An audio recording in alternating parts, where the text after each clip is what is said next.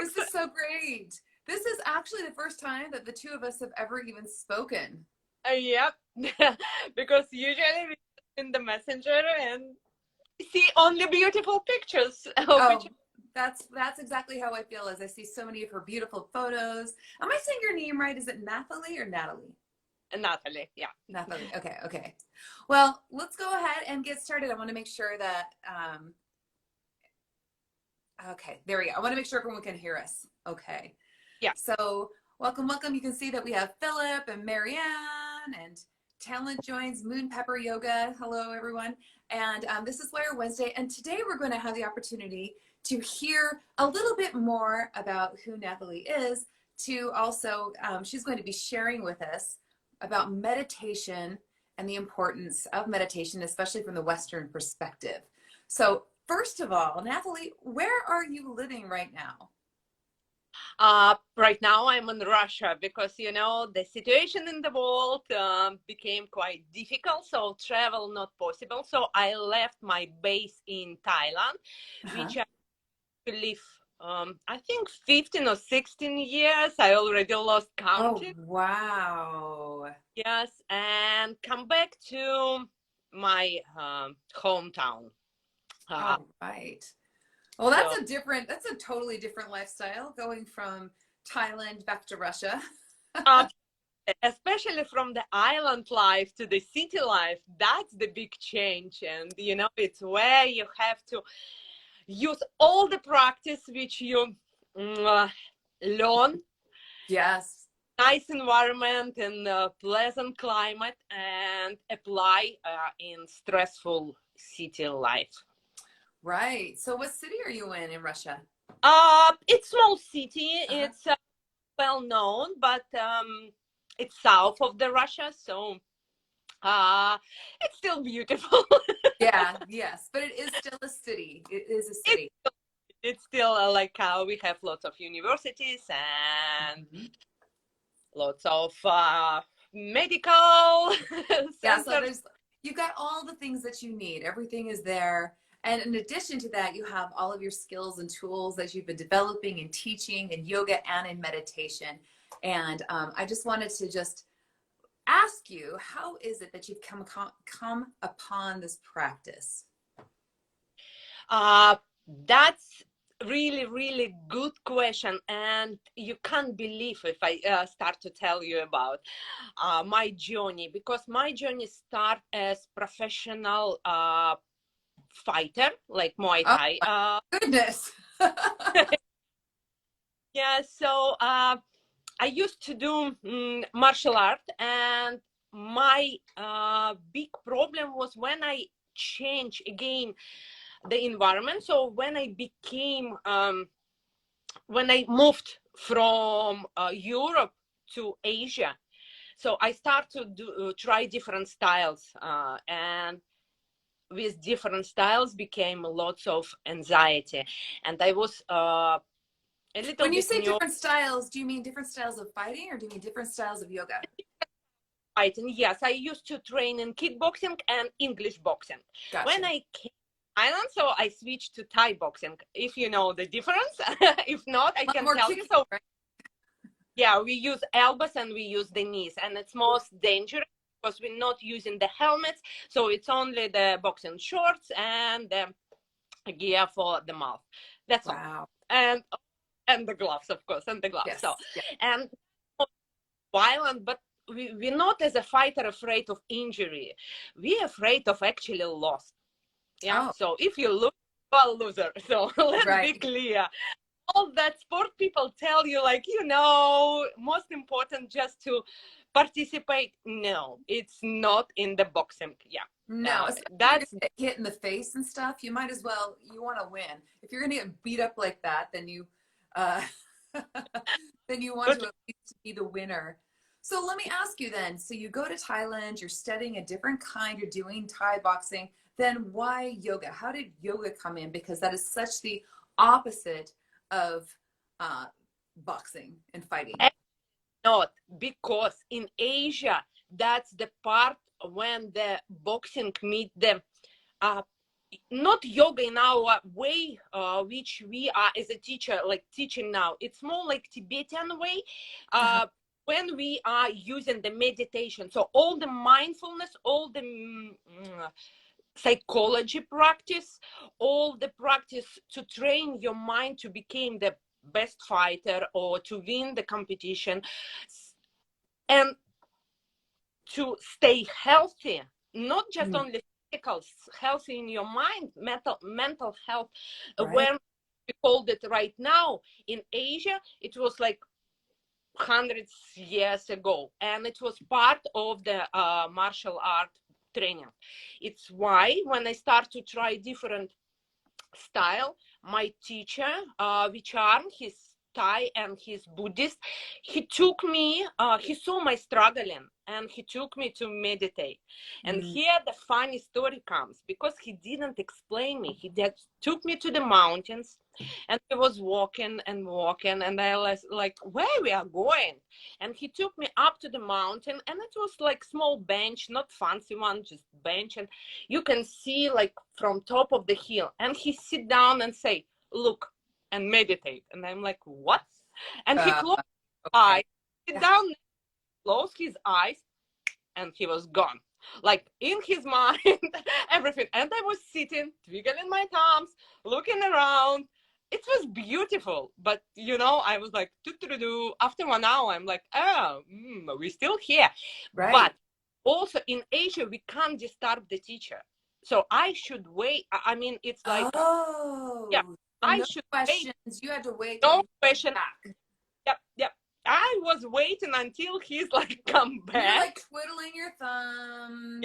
Wondering what's happening. And yeah, trying to close my eyes, sitting, and you know, like all the beginners with I see right now. And when I'm teaching, I just smile in my heart, because I remember that point when you, what's next? When we're done here? What is happening too? It's like, it's a little spooky when you don't know what's going on, you know? No preparation, nothing. So, you know, you have this moment. It's actually like something straight out of a movie, where he takes you up on the mountain and sits down, and your guru is up on the mountain, and he just starts to, he goes into samadhi, you know? It's just like this whole, and you're sitting there like, okay.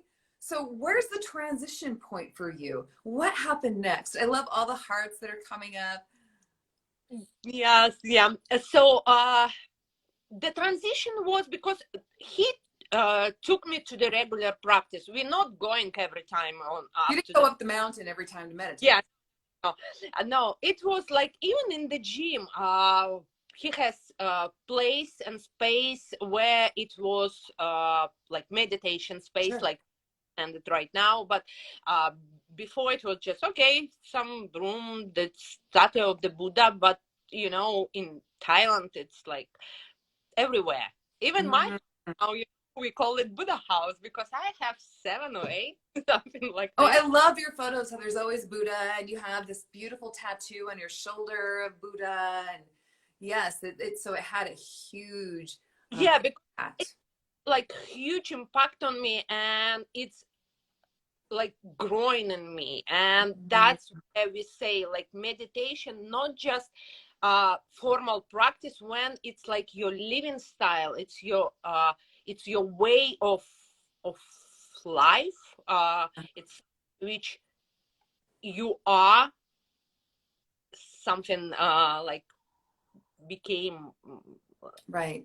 Well, like cover my that a little bit more, like so you know, it becomes a part of your life. Because there are a lot of people, when they're beginning meditators, they think that it's this practice where you sit down, kind of like your guru took you up the mountain, but you sit down and you're supposed to close your eyes and not move, and suddenly it all works out. And that's not the way things work, first of all, right? And you're going to talk some more about that. But what does it really look like to have a living meditation in your life? It's actually I can't agree with you, because it was with me like you sit down and one day it's like, oops, it's happened. So it does just happen at some point if you're regular about it.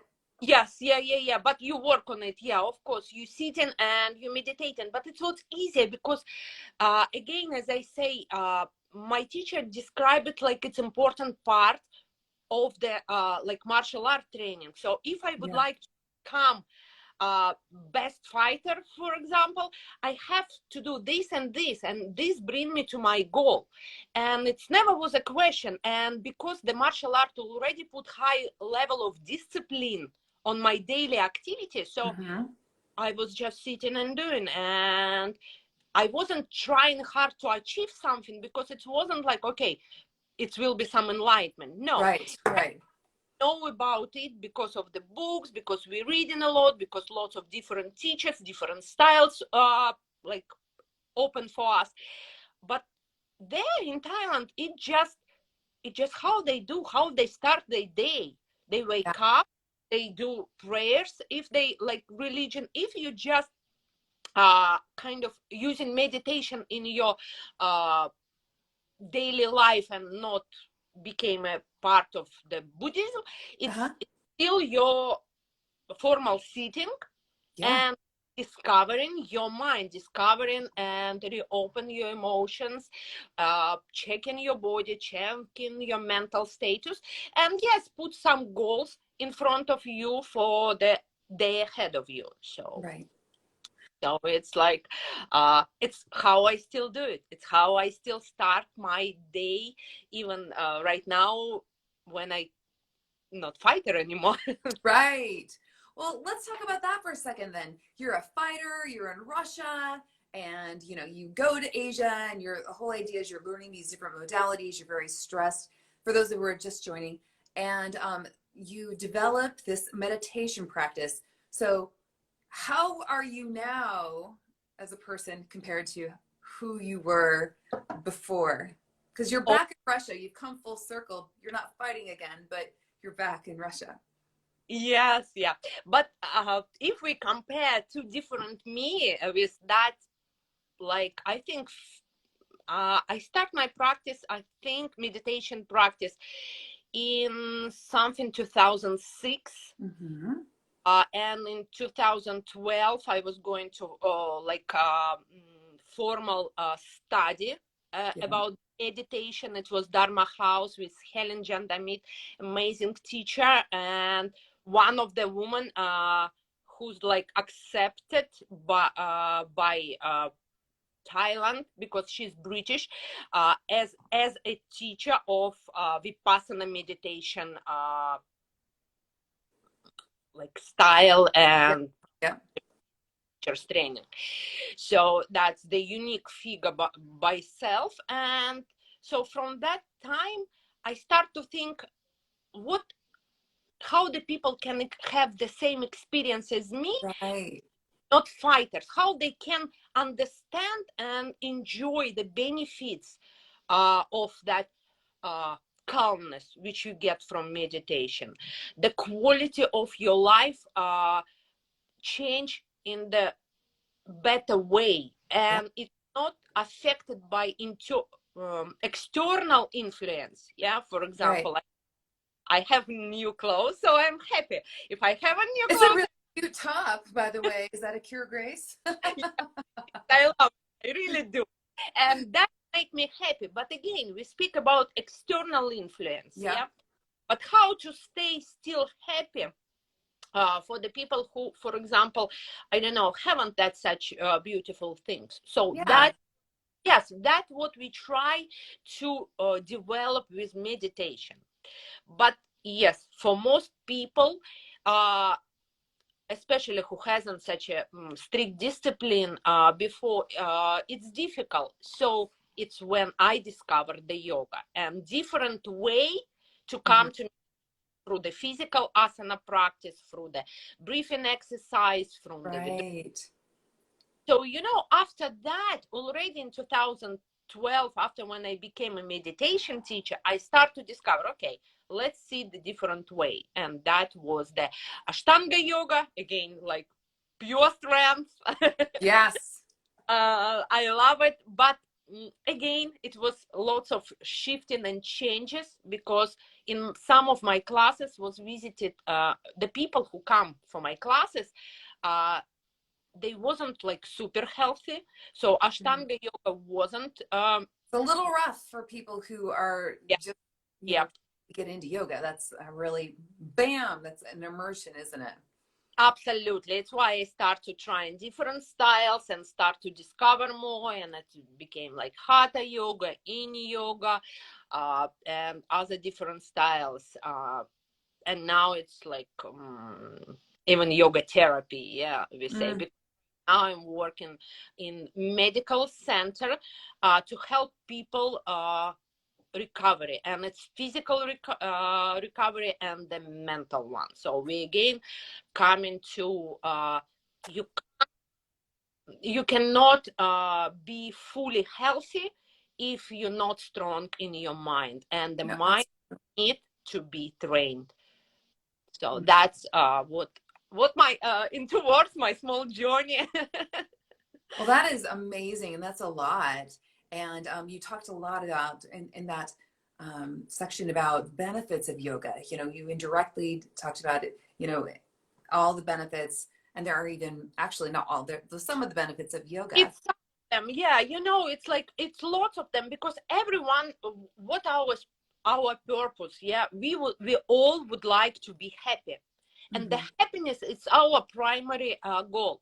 Yeah. But to achieve happiness, we always like driven to get that happiness, yeah, and we're thinking if this or that change, I will be happy, but that's not fully true, yeah. Mm. And we put ourselves in the stress, and that stress which cause us lots of problem, and where the depression come in, yeah, because Hmm. that's the mental disease, depression, yeah, Yes. because the mind can't cope with what's going on. So yes, and the meditation and awareness of what are you doing and how you will apply to your daily life, that's what help people to create better, healthier lifestyle for themselves. And it's not often need to change. For example, everyone asking me, are you boxer, are you drinking? And like, I like the good wine, yeah, glass Yeah. of red, Yeah. Yeah. but it doesn't mean for me that it will be swinging of the mood, or I am not aware that I shouldn't drink whole bottle, yeah. So you Yeah. see, that's not just formal practice, it's more like I change my whole perspective on my healthy lifestyle, and aware of what I'm doing, how I'm doing, when I'm Hmm. doing, and if I change myself, the people around, yeah. So I'm influence the people around change, and their lifestyle change, and that's Hmm. not only working for one person; it's working for all the community and all people, and even illness, yeah, become wellness because we Yes, change. that's true. Illness becomes wellness, and just like you said, that when you are living in this way, that it inspires other people. It's like a ripple, because just even, it does require some discipline to get started. And then once you get it into be a habit, then it changes the entire dynamic of your mind, your body, the way you interact with others. And you figure out, like you said, you still like to have a glass of wine. You don't have to be sitting in front of an altar all day long, um, meditating and chanting and all that kind of stuff. And we're going to talk in a moment about meditation from the Western perspective, which I think will be really fun to hear, because we would consider in the East, and then you went even further east, going into hold on a second here, and going to Thailand. So before I do that, though, I just wanted to say that yes, that meditation, it helps you to, no matter what your circumstances are, that you can still be okay. That you can find that peace, you can find that calm, you can find that happiness.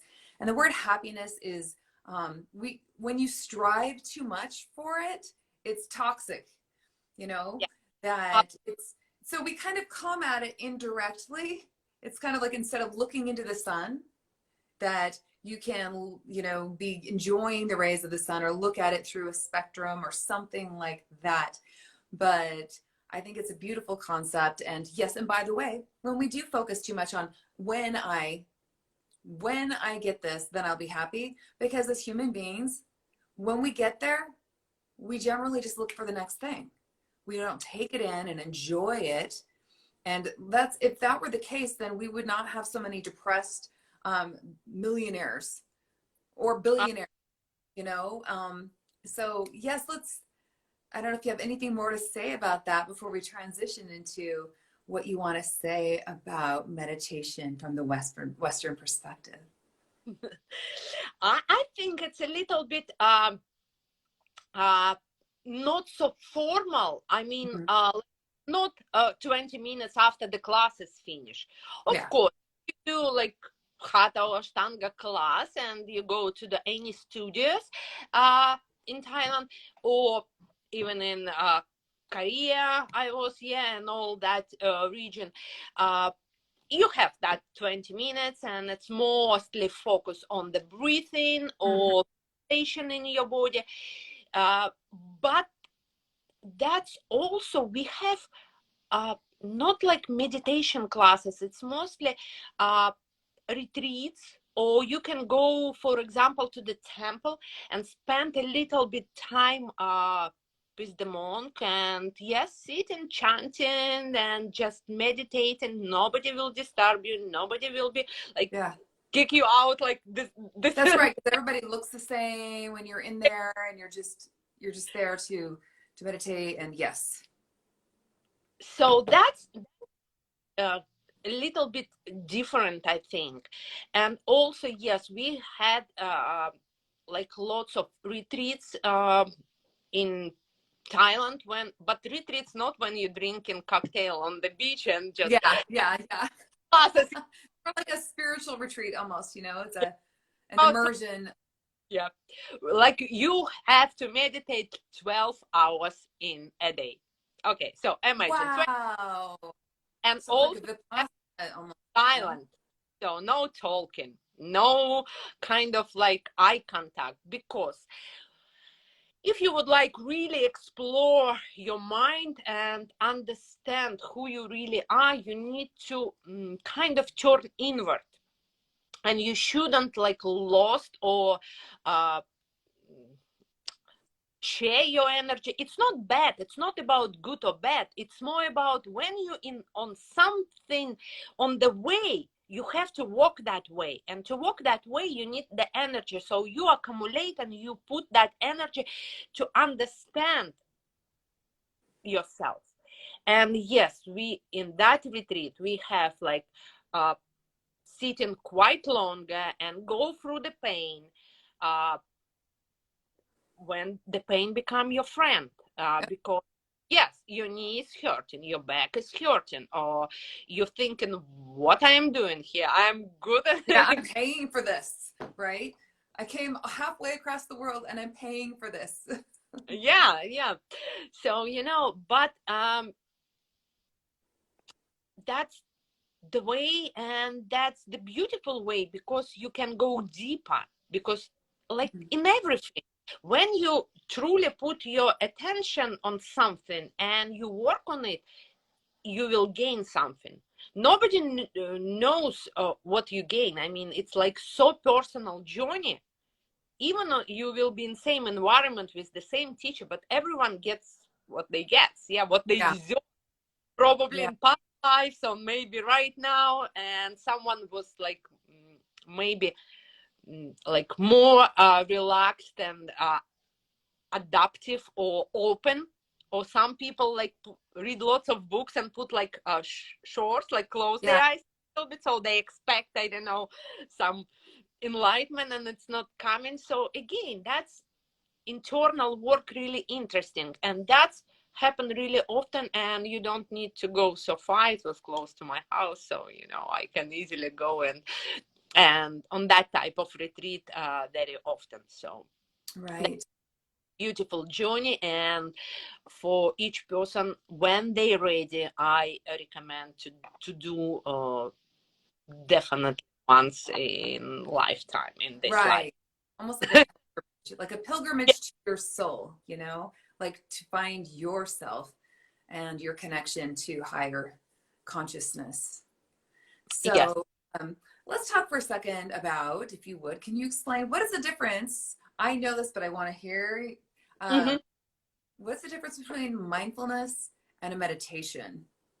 Because we even hear mindfulness meditation, or like yoga is a mindful movement practice. So let's just clear this up. From your perspective, what is the difference? I think the mindfulness is fancy word. I love it. I'm Russian, so yeah, that sounds pretty cool. But actually, meditation is just exercise. Yeah, that's the practice which we do to train our mind. The mindfulness, it's already the quality which we use in our like life, daily life, in everything. Yeah, so we can be mindful and aware of our body, of emotions, about our mental status.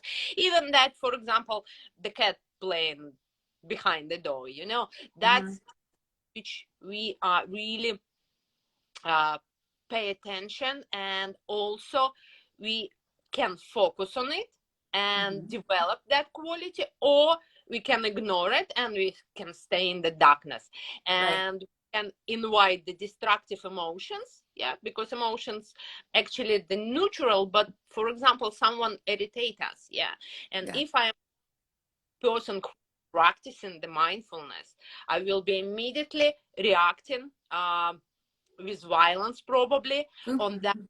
destructive emotion or person, and that's create again the wave of hate, the wave of violence, and again it's become suffering, Yeah. suffering for me, suffering for that person.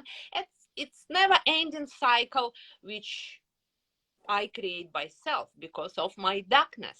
Yeah. If I practicing and see the things and see that okay, that's destructive emotion for example, but I take the pause or mindfully adapt or uh, accept that, Mhm. so I can change my behavior and I can step back, or I don't know, not reacting or reacting on the different way. So you see how many possibilities open up. Yeah. Like you can choose your response instead of a reaction because you're aware of how you're feeling and all of that. That's great. So Yeah, thank you. There's a lot to unpack just even right in there. We have just a few minutes, but what I wanted to first off say is that In-Depth Yoga is your yeah. company, and that Nathalie, she has meditation retreats and yoga retreats and teacher trainings. Are you still offering these things Ab- virtually? Absolutely. I still working like online and offline.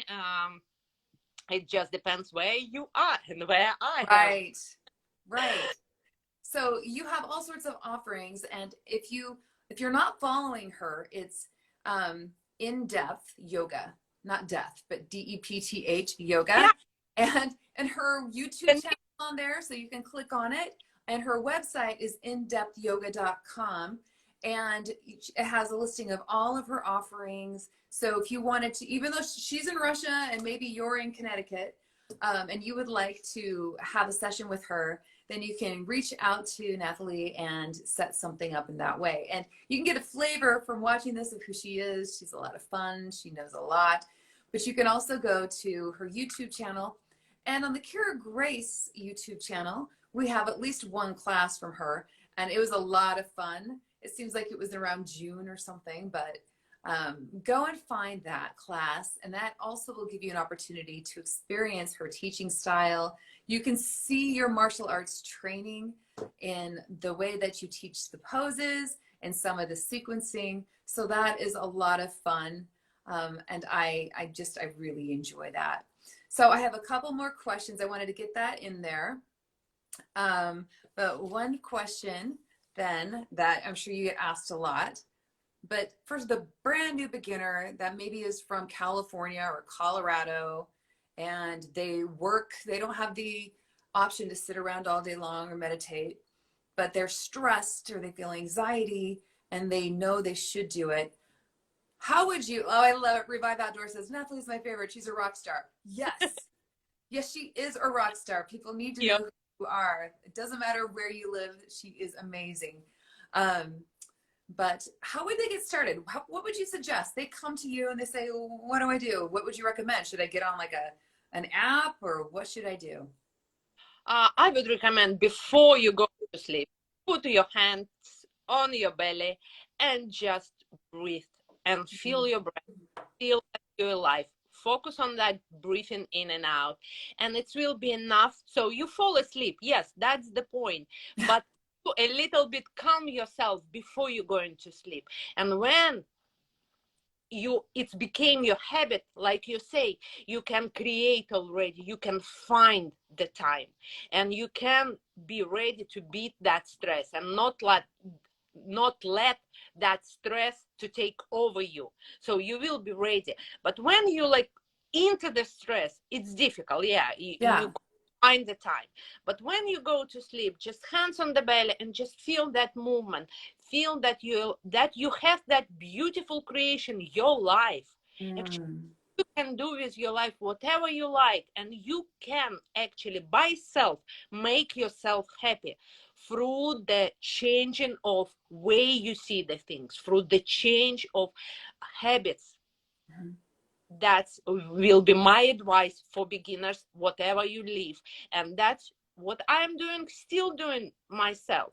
I also have the cheeky eye pillow with nice herbs, because that's also some aroma. So I have lavender pillow. So that's nice. You could recommend, some different scents and stuff. I got to tell you, if that was my meditation, it would be the longest meditation because I don't sleep. I try, but I have sleep latency. So that would be a really good, maybe that would be the 12-hour meditation for me. I'm kidding. I'm sure it would work. But, maybe since we're talking about that real quick, explain the power of breath and how that calms the mind, or what it can do as far as, this little meditation. From the anatomical perspective or from the psychological one? Hey, you know what? Let's say, okay, so let's start with anatomy, but make it like, so that anybody can understand, what happens physiologically when we are changing the way we're breathing, and maybe using one of these particular styles of breathing. Yeah, people breathe only through the chest. So make our breath a little bit short, and that's what create a little bit anxiety or a little bit stress. We not feel it. It's adaptable stress. It's how we live. But that's short breath, a little bit short in our life. So when we switch the breathing through the longest exhalation, for example, so that's what, and also including the belly breathing, diaphragmal breathing. So we are creating more space in our body, and we also create the pattern that's on our nervous system, and help us to take all the distraction out, take the, for example, analysis of the day out, and turn inward. Because if I tell you right now during our conversation, okay, let's quickly jump and something, it will be difficult even for us, but when we put that pattern, and when we start to create that pattern, when we calming and the turning inside, that's what helps most of the people to become close to meditation and discover that beautiful benefits of the meditation practice. And actually the breathing always with us, so that's the tool which we use in Zen meditation, or beginners of the Vipassana meditation, because what we are doing on that two different styles of the meditation, we are focusing on the breathing, and after that we are focusing already on sensation, and that sensation going from the smallest one to all over the body, and when we're going even deeper and deeper. Yeah, so that's the small steps up, right. But it's the to most important point of entry. And any meditation that I can think of always starts with that breath. And, you know, we know this, but 3 deep, long breaths can change your nervous system completely, can completely calm you. Well, not maybe completely calm you down, but it gets you calmer. Yes, yeah, absolutely right. Yeah, Lengthen your exhale can do the same thing. You need more energy, lengthen your inhale. You know, that these are things that we all can do. And it's important, I think, and I think you've made this point pretty clear, but I just want to reiterate that you have to engage with yourself. You absolutely. can't just, it's not like let's take a pill and then suddenly it's better. This isn't Alice in Wonderland. You know, this isn't a pop a pill culture that we're talking about here. That if you really want to develop a meditation practice, to become comfortable with yourself, to be able to find inner peace and happiness, regardless of your circumstance, then you have to take the steps that you were talking about. And also most important here, you know, some days you can sit long and meditate and enjoy, and you feel like absolutely like bliss coming from inside. And some days you can sit and you focus and you catch yourself, your mind is wandering and start to find some different part of your body or something not there. And the better to finish the practice here, be thankful. Okay, I sit down, but something, I don't know, not today maybe, but you repeat that tomorrow and we'll feel. So you shouldn't judge yourself. You shouldn't punish yourself. You just should practice and enjoy every beat, because sometimes I'm sitting and thinking, oh, I have 15 minutes, so I do my meditation, formal meditation, and after 2 hours I'm like, oh, Wow. Okay. it's happened. Right. Yeah. And it's not like the first time that you go and you meditate, or the second or the third, or maybe it's going to be the 100th or 1000th time. It's going to be different for everyone, but you're not going to sit down and be like that guru that took you to the top of the mountain and sat down and immediately went to samadhi. You know, that just know that the reward is that maybe you're able to get there. It sounds like you just, yeah. That's the point of to have the great teachers. So when I provide teachers training in Thailand, I all the time took my students somewhere, like we going to the Big Buddha, for example, in Phuket we have, or we're going to places, and like I'm offering them meditation. They can be separate, or sometimes we do together, like touching each other with back to back, for example, so share that energy. So that all the beautiful things which I was taught from my teachers, yes, I still used to. So I took my students to the beautiful mountains. That's amazing. That's amazing. So I love that you're bringing that and you're carrying on that tradition and gifting it to your students and to the people who know you. Well, we're running out of time, but I want to just ask you the big question. It's about, what does it mean to be a warrior to you? And I want to also say that if y'all aren't following her, you should follow her and see some of these beautiful tattoos she has, that she has these warriors on her arms. I feel like there's a photo of you when you're wearing a headdress. And tell me what it is to embody being a warrior. I was thinking about that question might arise from you, because you know, before I used to say I'm the fighter. Yeah. When I became, it's big difference. Yeah. And now it's more about inner strength, which as a woman I am happy to carry and to pass in through the generation, because we're not just the women, yeah, we are mothers, we are given the next life. So that's the for me to be the warrior in that life, just to pass in the knowledge, pass the next life, pass the greatest gift which we have, like love, compassion. That's for me will be to be nowadays warrior woman. Yes, I like that. So there's all of these inner strengths of compassion and peace and resilience and being an example.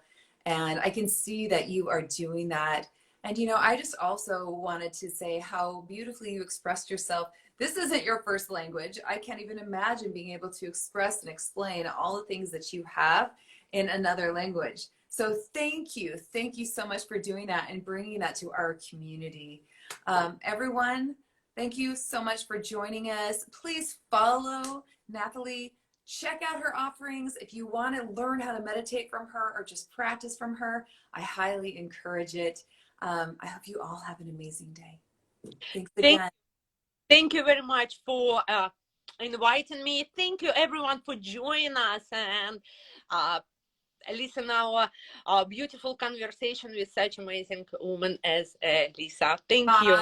I mean so much. Thank you. We're gonna have to do this. We'll have to actually practice together for in person, virtually. It's the same thing now, right? But we'll have to practice together. I'll have to come to one of your meditation classes. Yes, I would be happy. That would be amazing. Well, it's late where you are, so I hope you have a nice night, and I will talk to you soon. Talk to you soon. Thank you. Thank Bye. you very much. Bye. Bye, everyone.